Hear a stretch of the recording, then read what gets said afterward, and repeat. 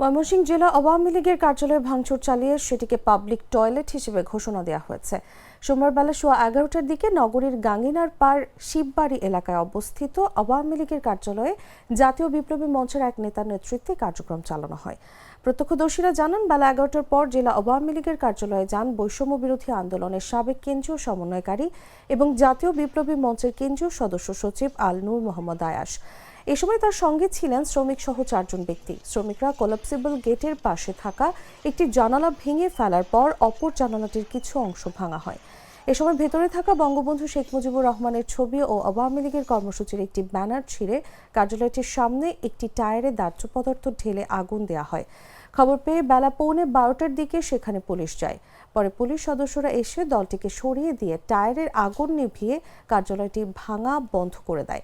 এ সময় জাতীয় বিপ্লবী মঞ্চের কেন্দ্রীয় সদস্য সচিব আল নূর মোহাম্মদ আয়াস স্থানীয় কয়েকজনের তোপের মুখে পড়েন।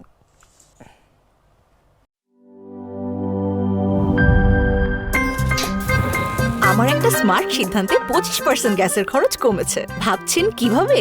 সাধারণ গ্যাস স্টোভ বদলে আমি এনেছি আরএফএল গ্যাস স্টোভ। এর সাইন্টিফিক নজল ও ব্রাস বার্নার ক্যাপ সমানভাবে তাপ ছড়িয়ে রান্না করে দ্রুত। তাই গ্যাসও বাঁচায় 25%, টাকাও বাঁচে 25%। আরএফএল গ্যাস স্টোভ নিরাপদ ও গ্যাস সাশ্রয়ী।